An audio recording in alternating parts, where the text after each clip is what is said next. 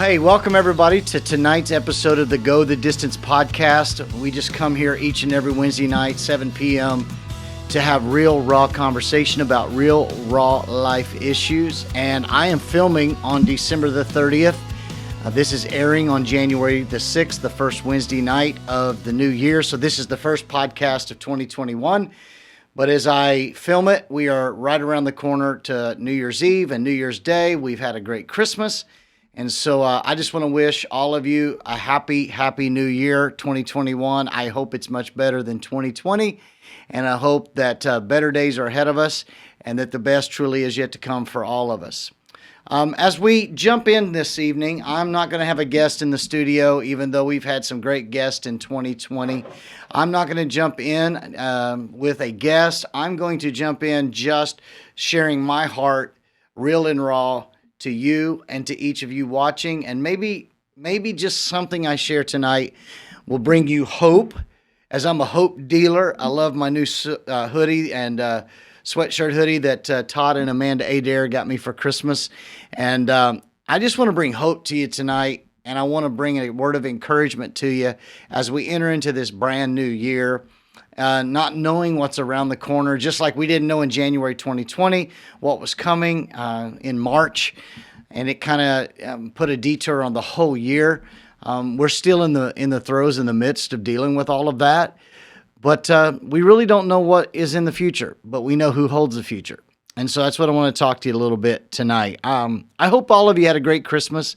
Whether you got to be with family or whether it was different this year and you did not get to be with family, it was different for us this year. This was the first time in 21 years that I was not in Missouri Christmas morning. It was the first time in 21 years that we didn't drive to Christmas in Missouri most of the time on Christmas Eve night after Christmas Eve services. This was the first time in 21 years I woke up in my home with my family and had Christmas morning in my house. I hope we don't make a habit of that. I hope that we can get back with extended family in 2021 for the holidays. But this year was a little bit different, but because it was different didn't mean it wasn't great. We had a wonderful Christmas with our family in our home, and then got to hang out with some of our family on Christmas afternoon in a smaller setting. 10 people or less, and we had a great time with my sister, brother-in-law, and my niece, Scarlett, hanging out with them on Christmas. Christmas for us normally is different than a lot of families because we're all in Missouri on Christmas morning usually. I mean, since for the last 50 years up until this Christmas, I've woke up every Christmas morning and went to my grandmother's house to spend Christmas morning with my aunts and uncles, my cousins, and of course, my grandmother and my grandfather. My grandfather passed in 1990, but with my grandma, Christmas morning at her house is such a special day, special event. And then we go to my dad's house in Springfield, Missouri for Christmas evening. So we spend the morning at my grandmother's, and we spend most of the day there. And then about 3:30, we begin to gather everything up and head up to Springfield, which is about a 30-minute drive to my father's house and my stepmom that lived there in Springfield. And we share a meal together with my brothers there and their families and my dad and mom there. So this year, when we woke up on Christmas morning and opened our own gifts in our house on Christmas morning, that was different. But what wasn't different was we always have family Christmas with my mom and dad here in Texas and my sister and my brother-in-law. We always usually do that on December 22nd or 23rd because usually my mom and dad here in Texas head up to Missouri themselves on Christmas Eve morning. And so we always do Christmas as a family, either the 22nd or 23rd. Now, we get asked on usually Thanksgiving Day or the day after Thanksgiving, we start getting asked from my mom and dad here in Texas, what do we want for Christmas? So the kids get a Christmas list together. Sarah and I throw some things on a Christmas list. And here's the thing. I don't want to know what I'm getting on Christmas or for Christmas from anybody. I want it to be a surprise. So what I will do is I will make a list of many things that I would like to have, things that are on my Christmas list, if you will, my nice list, not on my naughty list. I'm not on the naughty list, so this is what I would like to have, and you can bless me with it because I've been a good boy this year. So this past Christmas, just a few weeks ago, I asked for two specific things. Well, I asked for more than two, but two specific things that I really, really wanted. I put that on my mom and dad here in Texas's gift list. Usually my dad and mom in Missouri get me a dozen Titleist Pro V1X golf balls, and if you're not a golfer, you know don't know what those are. And then they give me a gift card for the money that's left that they usually spend on me. This year, because we didn't go to Missouri, they just sent us gift cards. It was the easiest way to do Christmas, and we sent Christmas gift cards to them.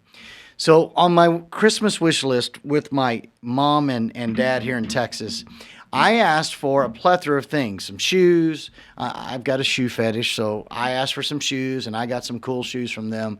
But the two top things on that list were a couple things that maybe you're not aware that even exist, and most of you definitely know exist. So I asked for AirPod Pros, and because when I travel, I'd like to have some of those on the plane so I don't hear the crying baby 2 rows behind me, or most of the time in the row behind me, kicking the back of my seat. I have some of those big Bose noise reduction headphones, but they're really hard to work out in. And I know what you're saying right now because you're looking at me post the holidays saying you haven't been working out much lately. And you're right, I haven't, but I will be in 2021. So I thought, what would be cool is to be wireless and not have those big Bose noise reduction headphones. So I asked for AirPod Pros, not the old AirPod, but the AirPod Pros. And I also asked for a Bushnell rangefinder. Now, some of you definitely don't know what this is. If you're a hunter or you're a golfer, you know exactly what this is. This thing is golden. This is a jewel for any golfer or any hunter because this is a laser rangefinder. So you put it right here and you pinpoint the pin that you're shooting towards as a golfer, or if you're a hunter, you look to see what you're hunting and you click the button and it will tell you how many yards away the pin is or the prey is that you're hunting. And so here's the deal. For years, I've been playing golf with people who have these and have been asking them, hey, can you shoot my yardage for me? Hey, can you tell me exactly how far I am? And what the golf courses do, they put a little mirror type thing on the pins, on the flags at the top or right underneath the flag. It's a reflective device, and this picks up off of that, the laser does, and it'll give you the exact yardage right to the hole. And you'd be amazed when you're, you can play golf at a pretty decent level, how much that helps your golf game to know exactly how many yards it is to the hole instead of guessing. And so I wanted this really bad so I could stop asking my friends that I play golf with if they could come over to where my ball is in their golf cart and shoot the yardage. And so I put this on my list. So I had this on my list, and I had AirPod Pros. And what I was really hoping that I'd get both. But I knew the price of both. And so I knew the chances of getting both from my mom and dad here in Texas was slim to none. So we had the Christmas on December the 23rd, and I opened my gift. And this is one of the gifts I received from my mom and dad here in Texas, which, by the way, I've already played golf twice since they gave this to me, and love it. It's awesome. I mean, it tells you exactly the yardage, and it even has a red light that goes off when you've nailed the yardage. This is an amazing tool. Technology is an amazing thing. And so I was really thrilled when I opened this gift and I got this and I saw what it was. I'm like, yes, I wanted that. It's the greatest gift. I wanted it all my life, type thing, almost like the Atari 2600 from 1982. However, I knew when I opened this gift, the chances of me getting AirPod Pros were slim to none. And so I was a little bit like, well, I didn't get the AirPod Pros because they bought this for me, and I know what one of these things cost, and so that's probably about the gist of it. A pair of shoes and that's probably Christmas in a nutshell.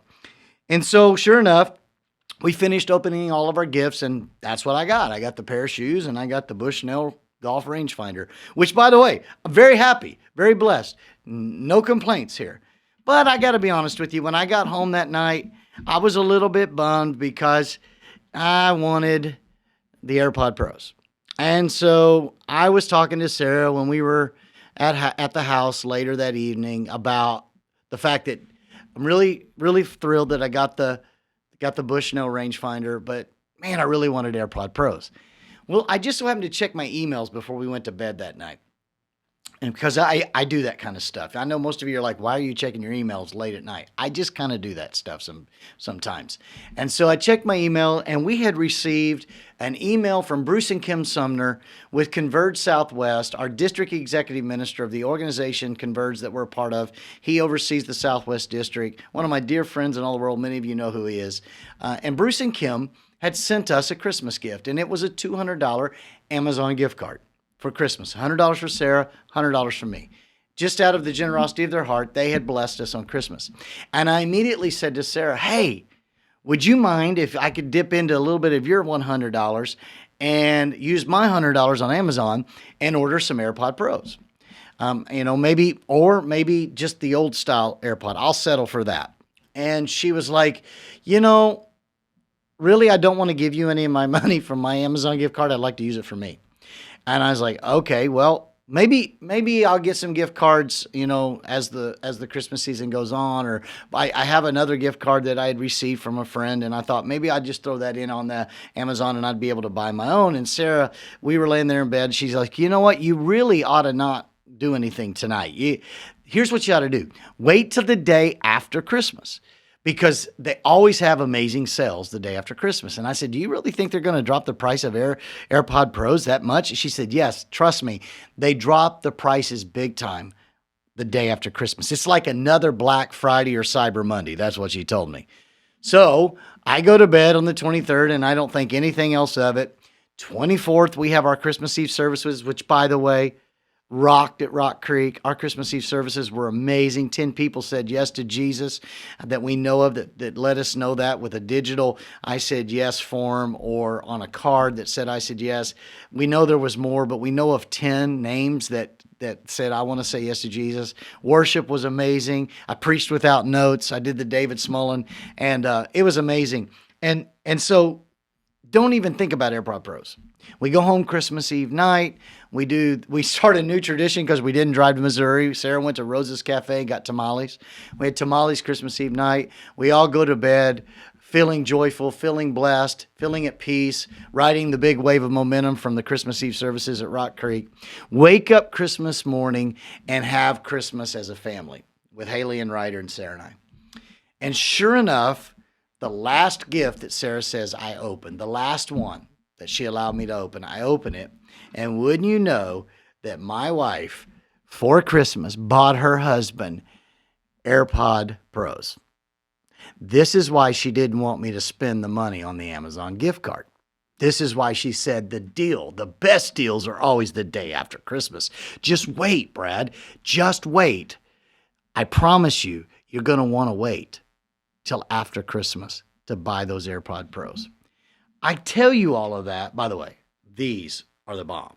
I mean, look how cool I look with these on. Besides the fact they are noise reduction and like you can't even hear the outside world. It's amazing.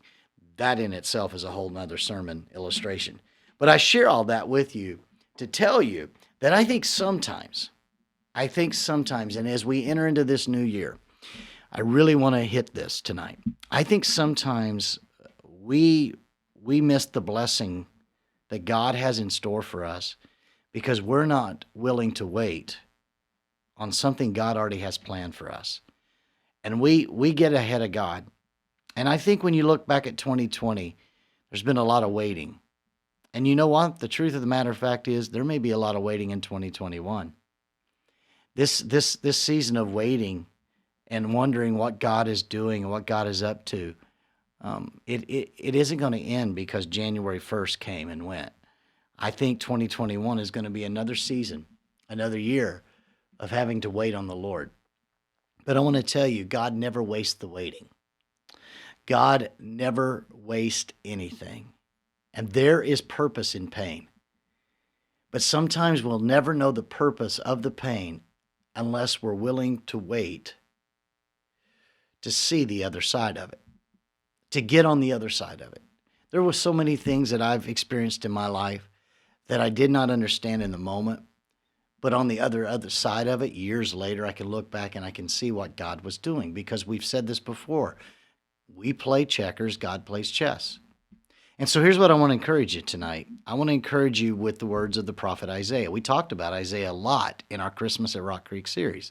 This was the prophet that prophesied 700 years before Christ was born that the Messiah would be born. He would be out of the line of the tribe of Judah. He'd come from the lineage of the tribe of Judah through King David, and that he would be born in Bethlehem. And he gave him those 4 names: Wonderful Counselor, Mighty God, Everlasting Father, Prince of Peace. This is the same prophet. Isaiah says in Isaiah 40, verse 30 and 31, very, very familiar passage. It says, even youth, or the youth, shall faint and be weary, and young men shall fall exhausted. But they who wait for the Lord shall renew their strength. They shall mount up with wings like eagles. They shall run and not be weary. They shall walk and not faint. Now, verse 30, Isaiah says that even in youth, even in the young age, even in feeling young, and I'm 50 years old, but I still feel young. I still feel vibrant. He says, even when you're a youth, even when you feel young, you're gonna faint. You're gonna get weary. The world's gonna wear you down. The pressures of life will wear you down. And even young men who seem bulletproof, are gonna fall exhausted. But he says those who wait on the Lord, those who wait, those that don't get ahead of God, those who wait for Christmas morning, listen, the AirPod Pros come. The AirPod Pros come.